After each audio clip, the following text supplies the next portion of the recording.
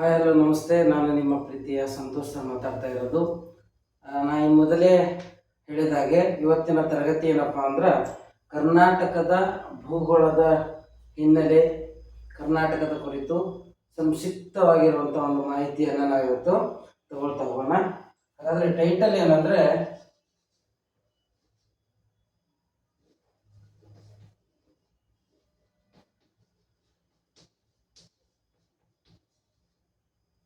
ಕರ್ನಾಟಕದ ಭೂಗೋಳದ ಪರಿಚಯ.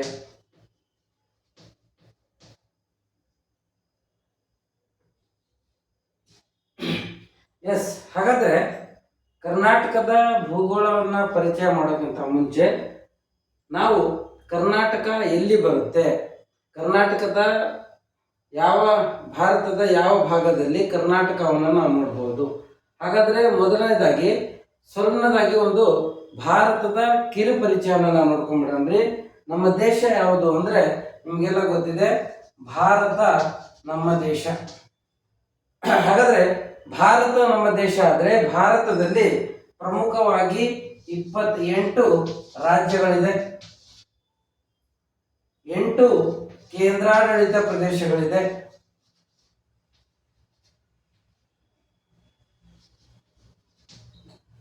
ಒಂದು ರಾಷ್ಟ್ರೀಯ ರಾಜಧಾನಿಯನ್ನು ನಾವು ನೋಡ್ತೀವಿ.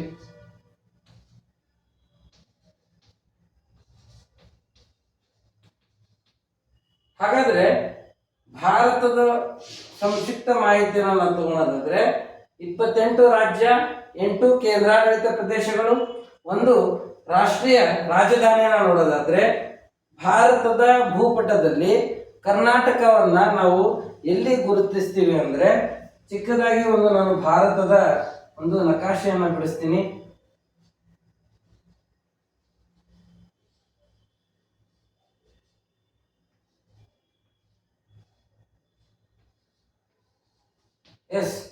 ಸಂಕ್ಷಿಪ್ತವಾಗಿ ಒಂದು ಭಾರತದ ನಕಾಶೆ ನೋಡೋದಾದ್ರೆ ಇಲ್ಲಿ ಕೆಲವು ಪ್ರಮುಖವಾಗಿ ನಾವು ಭಾರತವನ್ನ ಒಂದು 2 ಭಾಗಗಳನ್ನಾಗಿ ನಾವು ಇಲ್ಲಿ ಅಧ್ಯಯನವನ್ನು ಮಾಡ್ತೀವಿ. ಉತ್ತರ ಮತ್ತು ದಕ್ಷಿಣ, ಈ ಕಡೆ ಪೂರ್ವ ಮತ್ತು ಈ ಕಡೆ ಪಶ್ಚಿಮ ಅಂತೇಳಿ ದಿಕ್ಕುಗಳನ್ನು ನೋಡ್ತೀವಿ. ಹಾಗಾದ್ರೆ ಭಾರತವನ್ನ ಉತ್ತರ ಭಾರತ ಮತ್ತು ದಕ್ಷಿಣ ಭಾರತ ಅಂತೇಳಿ ಅಧ್ಯಯನವನ್ನು ಮಾಡ್ತೀವಿ ಸ್ನೇಹಿತರೆ. ಉತ್ತರ ಭಾರತ ಮತ್ತು ದಕ್ಷಿಣ ಭಾರತವನ್ನ ಹೇಗೆ ನಾವು ಇಲ್ಲಿ ಮೊದಲನೇದಾಗಿ ಇಲ್ಲಿ ಒಂದು ಟ್ರಾಪಿಕ್ ಆಫ್ ಕ್ಯಾನ್ಸರ್ ಅನ್ನುವಂತಹ ಒಂದು 23.30 ಡಿಗ್ರಿ ಲೈನ್ ಹೋಗುತ್ತೆ ಸ್ನೇಹಿತರೆ. ಇಲ್ಲಿನೂ ಸಹ ನಾವೇನ್ ಮಾಡ್ತೀವಿ ಅಂದ್ರೆ ಭಾರತವನ್ನ 2 ಭಾಗಗಳನ್ನಾಗಿ ಅಧ್ಯಯನ ಮಾಡಬಹುದು. ಅದಕ್ಕೂ ಮೊದಲು ಇಲ್ಲಿ ಒಂದು ನದಿ ಹರಿತಿದೆ ಸ್ನೇಹಿತರೆ. ಆ ನದಿ ಯಾವಪ್ಪ ಅಂದ್ರ ಇಲ್ಲಿ ನರ್ಮದಾ ನದಿ ಹರಿತಿದೆ ಸ್ನೇಹಿತರೆ. ಈ ನರ್ಮದಾ ನದಿ ಏನ್ ಮಾಡುತ್ತೆ ಅಂದ್ರೆ ಉತ್ತರ ಭಾರತ ಮತ್ತು ದಕ್ಷಿಣ ಭಾರತ ಅಂತೇಳಿ ಸಪರೇಟ್ ಮಾಡುತ್ತಾ. ಹಾಗಾದ್ರೆ ಈಗ ಮತ್ತೆ ನಾವು ಕರ್ನಾಟಕವನ್ನು ನಾವು ನೋಡೋದಾದ್ರೆ ಇಲ್ಲಿ ಕರ್ನಾಟಕವನ್ನು ನಾವು ನೋಡ್ತೀವಿ ಸ್ನೇಹಿತರೆ. ಭಾರತದ ಭೂಪಟದಲ್ಲಿ ಕರ್ನಾಟಕವನ್ನು ಇಲ್ಲಿ ನೋಡ್ತೀವಿ. ಹಾಗಾದ್ರೆ ಕರ್ನಾಟಕ ಭಾರತದಲ್ಲಿ ದಕ್ಷಿಣ ಭಾಗದಲ್ಲಿ ನಾವು ನೋಡ್ತೇವೆ. ಇದರ ಸುತ್ತಮುತ್ತಲಿನ ಕೆಲವು ಪ್ರದೇಶಗಳನ್ನ ಸಹ ಕೆಲವು ರಾಜ್ಯಗಳನ್ನ ಸಹ ನಾವಿಲ್ಲಿ ಮುಂದಿನ ಇದಾದ ನಂತರ ನಾವೇನ್ ಮಾಡ್ತಾ ಹೋಗ್ತೀವಿ, ಇಲ್ಲಿ ನೋಡ್ತಾ ಹೋಗ್ತೀವಿ. ಇಲ್ಲಿ ಭಾರತದ ಸಂಕ್ಷಿಪ್ತ ಪರಿಚಯವನ್ನು ನಾನು ನಿಮಗೆ ಇಲ್ಲಿ ಹೇಳಲಾಗಿದೆ ಸ್ನೇಹಿತರೆ.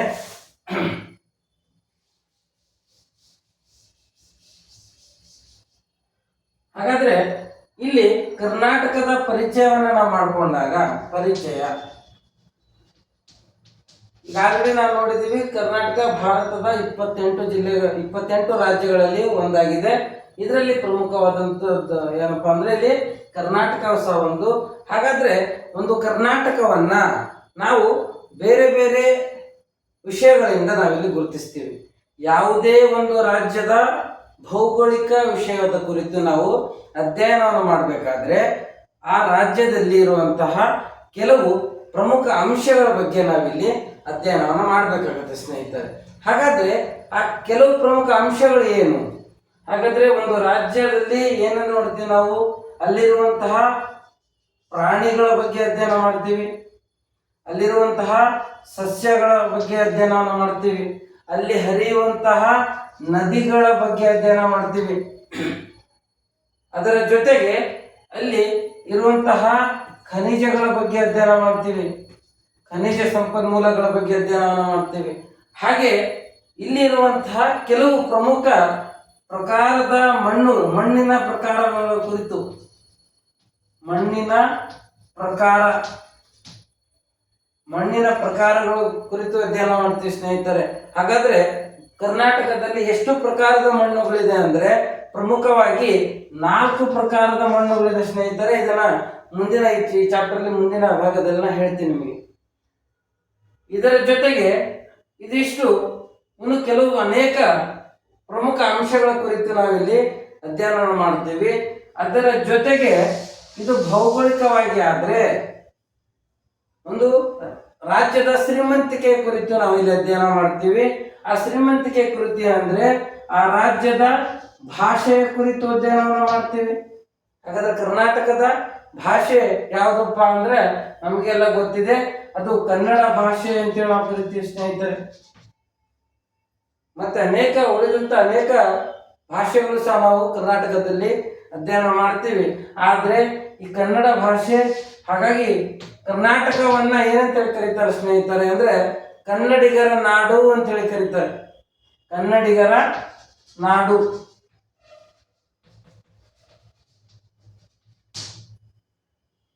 ಹೀಗೆ ಭಾಷೆ, ಸಂಸ್ಕೃತಿ, ಅಲ್ಲಿರುವಂತ ಕಲೆ, ವಾಸ್ತುಶಿಲ್ಪ,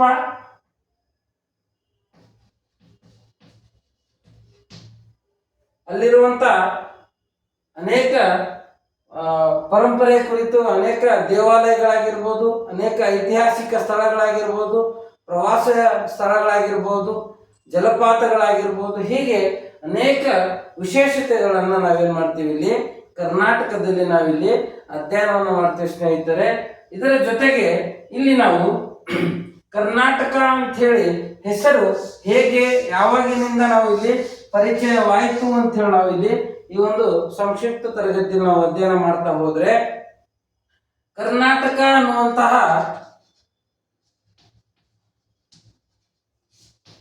ಈ ಹೆಸರನ್ನ ಸುಮಾರು ಪ್ರಾಚೀನ ಕಾಲದಿಂದಲೂ ಕರೀತಾ ಬರ್ತಾ ಇದ್ದೀವಿ. ಹಾಗಾದರೆ ಈ ಕರ್ನಾಟಕ ಅನ್ನುವಂತ ಹೆಸರು ಪ್ರಾಚೀನ ಕಾಲದಿಂದಲೂ ಹೇಗೆ ಕರೀತಾ ಬರ್ತಾ ಇದೀವಿ ಅಂದ್ರೆ ಇಲ್ಲಿ ಅನೇಕ ಮಾಹಿತಿಗಳು ಸಹ ಸಿಗ್ತವೆ ನಮಗೆ. ತಮಿಳು ಸಾಹಿತ್ಯ ಬರ್ತೀವಿ. ಯಾವ ಸಾಹಿತ್ಯ ಅಂದ್ರೆ ತಮಿಳು ಸಾಹಿತ್ಯ. ತಮಿಳು ಸಾಹಿತ್ಯ. ಈ ತಮಿಳು ಸಾಹಿತ್ಯ ಯಾವ್ದಪ್ಪ ಅಂದ್ರೆ ಶೀಲಪ್ಪಾಧಿಕಾರಂ ಅಂತೇಳಿ ಬರುತ್ತೆ. ಶೀಲಪ್ಪಾಧಿಕಾರಂ. ಈ ಶಿಲಪ್ಪಾಧಿಕಾರಂ ಅನ್ನುವಂತ ಸಾಹಿತ್ಯದಲ್ಲಿ ತಮಿಳು ಸಾಹಿತ್ಯದಲ್ಲಿ ಏನ್ ಹೇಳ್ತಾರೆ ಸ್ನೇಹಿತರೆ ಅಂದ್ರೆ ಇಲ್ಲಿ ಕರುನಾಟ್ ಅನ್ನುವಂತಹ ಪದವನ್ನ ಬಳಸ್ತಾರೆ. ಯಾವ ಪದವನ್ನ? ಕರುನಾಟ್. ಈ ಕರುನಾಟ್ ಅನ್ನುವಂತ ಪದದ ಕುರಿತು ಮಾಹಿತಿಯನ್ನು ಕೊಡಲಾಗುತ್ತೆ. ಅದು ಯಾವುದು? ತಮಿಳು ಸಾಹಿತ್ಯವಾಗಿರುವಂತಹ ಶಿಲಪ್ಪಾಧಿಕಾರಂ ಅನ್ನುವಂಥದ್ದು.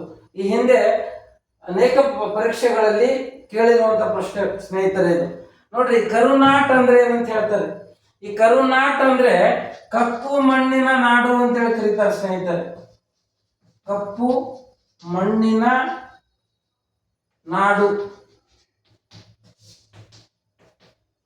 ಈ ಕಪ್ಪು ಮಣ್ಣಿನ ನಾಡು ಅಂತ ಹೇಳಿ ಕರೀತಾ ಸ್ನೇಹಿತರೆ. ಇದರ ಜೊತೆಗೆ ಈ ಕಪ್ಪು ಮಣ್ಣಿನ ನಾಡು ಅಥವಾ ಈ ಕರುನಾಟ್ ಅನ್ನುವಂತ ಪದವನ್ನ ಏನಂತ ಹೇಳಿ ಕರೀತಾರೆ ಅಂದ್ರೆ ಈ ವಿಸ್ತರಿಸಿದ ಪರ್ಯಾಯ ಪ್ರಸ್ಥಭೂಮಿ ಅಂತೇಳಿ ಕರೀತಾರೆ ಸ್ನೇಹಿತರೆ. ವಿಸ್ತರಿಸಿದ ಪರ್ಯಾಯ ಪ್ರಸ್ಥಭೂಮಿ ಅಂತೇಳಿ ಸಹ ನಾವಿಲ್ಲಿ ಈ ತಮಿಳು ಸಾಹಿತ್ಯದಲ್ಲಿ ಬಂದಿರುವಂತಹ ಅಥವಾ ಈ ಶಿಲಪ್ಪಾಧಿಕಾರಂ ಅನ್ನುವಂತಹ ಈ ಗ್ರಂಥದಲ್ಲಿ ಬಂದಂತಹ ಈ ಕರುನಾಟ್ ಪದದ ಕುರಿತು ನಾವಿಲ್ಲಿ ನೋಡ್ತಾ ಬರ್ತೀವಿ. ಈ ಕರುನಾಟ್ ಅನ್ನುವಂಥದ್ದು ಕಪ್ಪು ಮಣ್ಣಿನ ನಾಡು ಅಥವಾ ಕರುನಾಟ್ ಮುಂದೆ ಕರ್ನಾಟಕ ಅಂತೇಳಿ ಸಹ ಇಲ್ಲಿ ಕರಿತಾ ಬರ್ತೀವಿ ಅಂತ ಹೇಳ್ತಾರೆ ಸ್ನೇಹಿತರೆ. ಇದರ ಜೊತೆಗೆ ಇನ್ನೊಂದು ತೆಲುಗು ಸಾಹಿತ್ಯವನ್ನು ನಾವು ನೋಡ್ತೀವಿ. ಇನ್ನೊಂದು ತೆಲುಗು ಸಾಹಿತ್ಯವನ್ನು ಸಹ ನಾವು ನೋಡ್ತೀವಿ ಸ್ನೇಹಿತರೆ. ಅದು ಯಾವ್ದಪ್ಪ ಅಂದ್ರೆ ನೃಪತುಂಗರವರು ಬರೆದಿರುವಂತಹ ಯಾರು?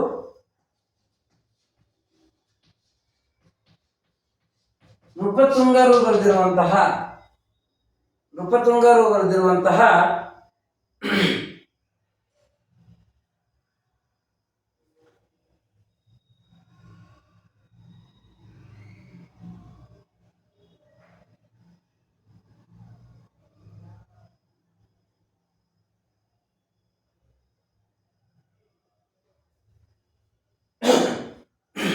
ಸಾರಿ ಸ್ನೇಹಿತರೆ, ನೃಪತುಂಗರು ಬರೆದಿರುವಂತಹ ಕವಿರಾಜ ಮಾರ್ಗ, ನೃಪತುಂಗರು ಬರೆದಿರುವಂತಹ ಕವಿರಾಜ ಮಾರ್ಗ ಅನ್ನುವಂತಹ ಒಂದು ಗ್ರಂಥದಲ್ಲಿ ನೋಡ್ತೀವಿ. ಹಾಗಾದ್ರೆ ಕವಿರಾಜ ಮಾರ್ಗ ಅನ್ನುವಂಥ ಗ್ರಂಥದಲ್ಲಿ ಯಾವುದರ ಬಗ್ಗೆ ಉಲ್ಲೇಖ ಇದೆ ಅಂದ್ರೆ ಸ್ನೇಹಿತರೆ, ಕರ್ನಾಟಕ ಎಲ್ಲಿದ್ದ ಎಲ್ಲಿಯವರೆಗೆ ಇದೆ ಅಂತ ಹೇಳ್ತಾರೆ ಸ್ನೇಹಿತರೆ. ಇದು ಕವಿರಾಜ ಮಾರ್ಗದಲ್ಲಿ ಕವಿ ನೃಪತುಂಗ ಏನಂತ ಬರೀತಾರೆ ಅಂದ್ರೆ, ಕಾವೇರಿ ನದಿಯಿಂದ ಗೋದಾವರಿ ನದಿಯವರೆಗೆ, ಕಾವೇರಿ ನದಿಯಿಂದ ಗೋದಾವರಿ ನದಿಯವರೆಗೆ ಹರಡಿಕೊಂಡಿರುವಂತಹ ಒಂದು ವಿಶಾಲವಾದ ಭೂಭಾಗವನ್ನೇ ಕರ್ನಾಟಕ ಅಂತ ಹೇಳಿ ಇಲ್ಲಿ ಕರೀತಾ ಬರ್ತಾರೆ. ನೋಡಿ, ಇದು ನಾವು ಹೇಳ್ತಾ ಇರೋದಲ್ಲ, ಅನೇಕ ಐತಿಹಾಸಿಕ ಪುರಾವೆಗಳು ಹೇಳ್ತಾ ಇದೆ. ನೃಪತುಂಗರು ಹೇಳಿರೋ ಹಾಗೆ ಕವಿರಾಜ ಮಾರ್ಗ ಅನ್ನುವಂಥದ್ದು ಗ್ರಂಥದಿಂದ ಕಾವೇರಿ ನದಿಯಿಂದ ಗೋದಾವರಿ ನದಿಯವರೆಗೆ, ಕಾವೇರಿ ನದಿಯಿಂದ ಗೋದಾವರಿ ನದಿಯವರೆಗೆ ನಾವು ಕರ್ನಾಟಕವನ್ನು ನಾವಿಲ್ಲಿ ವಿಸ್ತೀರ್ಣವನ್ನು ನಾವಿಲ್ಲಿ ನೋಡ್ತಾ ಬರ್ತೀವಿ ಸ್ನೇಹಿತರೆ. ಹಾಗಾದ್ರೆ ಈ ಕರ್ನಾಟಕ ಅನ್ನುವಂತ ರಾಜ್ಯ ಫಸ್ಟು ಯಾವ ಹೆಸರಿನಿಂದ ಕರೆಯಲಾಗಿತ್ತು ಅಂದ್ರೆ, ಸ್ವಾತಂತ್ರ್ಯ ಸಿಕ್ಕ ನಂತರ, ಭಾರತಕ್ಕೆ ಸ್ವಾತಂತ್ರ್ಯ ಸಿಕ್ಕ ನಂತರ 1953ರಲ್ಲಿ ಏನ್ ಮಾಡ್ತಾರೆ ಅಂದ್ರೆ, ಭಾಷಾವಾರು ರಾಜ್ಯಗಳನ್ನ ವಿಂಗಡಣೆಯನ್ನ ಮಾಡ್ತಾರೆ. ಈ ಭಾಷಾವಾರು ವಿಂಗಡಣೆಯನ್ನ ಮಾಡೋಕ್ಕಿಂತ ಮುಂಚೆ ಇಲ್ಲಿ ಇದರ ಮೂಲ ಕಾರಣೀಕರ್ತರು ಯಾರಾಗ್ತಾರೆ ಅಂದ್ರೆ, ಆಂಧ್ರ ಪ್ರದೇಶದಲ್ಲಿ ಪೊಟ್ಟಿ ಶ್ರೀರಾಮುಲು ಅನ್ನುವಂಥ ವ್ಯಕ್ತಿ ಇಲ್ಲಿ ಆಮರಣ ಉಪವಾಸವನ್ನು ಕೈಗೊಳ್ತಾನೆ. ನಮಗೆ ಭಾಷಾವಾರು ರಾಜ್ಯ ಬೇಕು ಅಂತೇಳಿ ಮೊದಲು ಆಗಿದ್ದು ಯಾವುದಪ್ಪ ಅಂದ್ರೆ ಇಲ್ಲಿ ಆಂಧ್ರ ಪ್ರದೇಶ ಸ್ನೇಹಿತರೆ. ಆಂಧ್ರ ಪ್ರದೇಶ ಏನಾಗುತ್ತೆ ಅಂದ್ರೆ ಮೊದಲು ಭಾಷಾವಾರು ರಾಜ್ಯ ಆಗುತ್ತೆ. ಹೀಗೆ ಮುಂದೆ ಏನ್ ಮಾಡ್ತಾರೆ ಅಂದ್ರೆ 1953ರ ನಂತರ ಇಲ್ಲಿ ಅನೇಕ ರಾಜ್ಯಗಳು ಇಲ್ಲಿ ಉಗಮವಾಗುತ್ತಾ ಭಾಷಾವಾರು. ಅದೇ ತರ ಮೈಸೂರು ರಾಜ್ಯ ಅಂತೇಳಿ ಸಹ ಇಲ್ಲಿ ಉದಯವಾಗುತ್ತೆ ಸ್ನೇಹಿತರೆ. 1953ರಲ್ಲಿ ಮೈಸೂರು ರಾಜ್ಯ,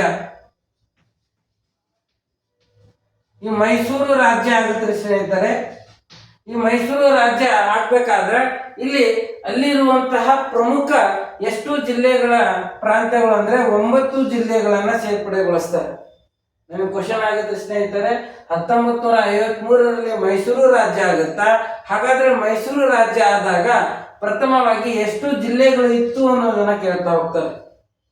ಅದಾದ ನಂತರ 1956ರಲ್ಲಿ ಏನ್ ಮಾಡ್ತೀವಿ ನಾವು ಅಂದ್ರೆ, ವಿಶಾಲ ಮೈಸೂರು ಅಂತೇಳಿ ರಾಜ್ಯವನ್ನು ಘೋಷಣೆ ಮಾಡ್ತೀವಿ ನಾವು. ವಿಶಾಲ ಮೈಸೂರು, ಈ ವಿಶಾಲ ಮೈಸೂರು ಅನ್ನುವಂತ ರಾಜ್ಯನ ಕಟ್ತೀವಿ ಈ 1956ರಲ್ಲಿ. ಇದರ ಜೊತೆಗೆ ಈ 9 ರಾಜ್ಯಗಳ ಜೊತೆಗೆ ಕನ್ನಡ ಭಾಷೆಯನ್ನ ಮಾತನಾಡುವಂತಹ ಅಲ್ಲಿರುವಂತಹ ಕೆಲವು ಪ್ರಮುಖ ಪ್ರಾಂತ್ಯಗಳು ಯಾವಂದ್ರ ಮದ್ರಾಸ್, ಮುಂಬೈ, ಅದರ ಜೊತೆಗೆ ಕೊಡಗು, ಹೀಗೆ ಅನೇಕ ಯಾವ್ಯಾವ ಅಂದ್ರೆ ಮದ್ರಾಸ್,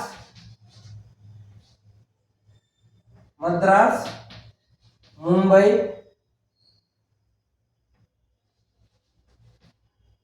ಕೊಡಗು,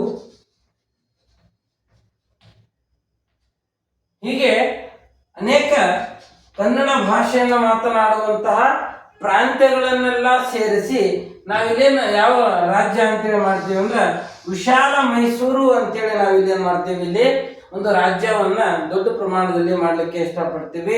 ಅದಾದ ನಂತರ ನಾವಿಲ್ಲಿ ಇನ್ನೊಂದು ಕರ್ನಾಟಕ ವಿಶಾಲ ಮೈಸೂರನ್ನ ನಾವು ಯಾವಾಗಂದ್ರೆ 1973ರಲ್ಲಿ ಸ್ನೇಹಿತರೆ, 1973 ನವೆಂಬರ್ 1ರಂದು ಏನ್ ಮಾಡ್ತೇವೆ ಅಂದ್ರ, ವಿಶಾಲ ಮೈಸೂರನ್ನ, ಈ ವಿಶಾಲ ಮೈಸೂರು ಅನ್ನುವಂತ ಹೆಸರನ್ನ ನಾವೇನ್ ಮಾಡ್ತೀವಿ ಇಲ್ಲಿ ಕರ್ನಾಟಕ ಅಂಥೇಳಿ ಮರುನಾಮಕರಣವನ್ನ ಮಾಡ್ತೀವಿ ಸ್ನೇಹಿತರೆ. ಕರ್ನಾಟಕ ಅಂಥೇಳಿ ಮರುನಾಮಕರಣವನ್ನ ಮಾಡ್ತೀವಿ. ಹಾಗೆ ಇದು ಸಹ ನವೆಂಬರ್ 1, 1956ರಲ್ಲಿ ವಿಶಾಲ ಮೈಸೂರು ಅಂತೇಳಿ ಆ ರಾಜ್ಯವನ್ನು ನಾವು ಕಟ್ತೀವಿ. ಅದರ ನೆನಪಿಗಾಗಿ 1956ರಿಂದನೇ ನವೆಂಬರ್ 1ರಿಂದ ಏನ್ ಮಾಡ್ತೇವೆ ನಾವು ಪ್ರತಿ ವರ್ಷ ನವೆಂಬರ್ 1ರಂದು ಕರ್ನಾಟಕ ರಾಜ್ಯೋತ್ಸವ ಅಥವಾ ಕನ್ನಡ ರಾಜ್ಯೋತ್ಸವ ಅಂತೇಳಿ ಇಲ್ಲಿ ಆಚರಣೆಯನ್ನ ಮಾಡ್ತಾ ಬರ್ತೀವಿ. ಇವತ್ತು ಈ ದಿನದ ತರಗತಿಯಲ್ಲಿ ನಾವು ಕರ್ನಾಟಕದ ಭೌಗೋಳಿಕತೆಯ ಬಗ್ಗೆ, ಕರ್ನಾಟಕದ ಹೆಸರು ಮತ್ತೆ ಕೆಲವು ಪ್ರಮುಖ ಅಂಶಗಳ ಕುರಿತು ನಾವು ಸಂಕ್ಷಿಪ್ತವಾಗಿರುವಂತಹ ಮಾಹಿತಿಯನ್ನು ನಾವಿಲ್ಲಿ ಕೊಟ್ಟಿದ್ದೀನಿ ಅನ್ಕೊಳ್ತೀನಿ ಸ್ನೇಹಿತರೆ. ಕೆಲವೊಂದು ಟೆಕ್ನಿಕಲ್ ಇಶ್ಯೂ ಆಗಿರೋದ್ರಿಂದ ಕೆಲವೊಂದು ಸಣ್ಣ ತಪ್ಪು ಮಿಸ್ಟೇಕ್ಗಳು ಆಗಿದೆ ಅನ್ಕೊಳ್ತೀನಿ. ಇದರ ಬಗ್ಗೆ ಯಾವುದೇ ಕ್ವಶನ್ಸ್ಗಳು ನಿಮಗಿದ್ರೆ ಕಮೆಂಟ್ ಬಾಕ್ಸಲ್ಲಿ ತಿಳಿಸಿ. ಅದೇ ರೀತಿಯಾಗಿ ಈ ಒಂದು ಚಾನೆಲ್ ಅನ್ನ ನೀವು ಸಬ್ಸ್ಕ್ರೈಬ್ ಮಾಡಿ, ಶೇರ್ ಮಾಡಿ, ಮತ್ತಷ್ಟು ಸಲಹೆ ಸೂಚನೆಗಳನ್ನ ನೀಡಿ ಅಂತ ಹೇಳಿ ತಮ್ಮಲ್ಲಿ ಕೇಳ್ಕೊಳ್ತಾ ಇದ್ದೀನಿ. ಧನ್ಯವಾದಗಳು.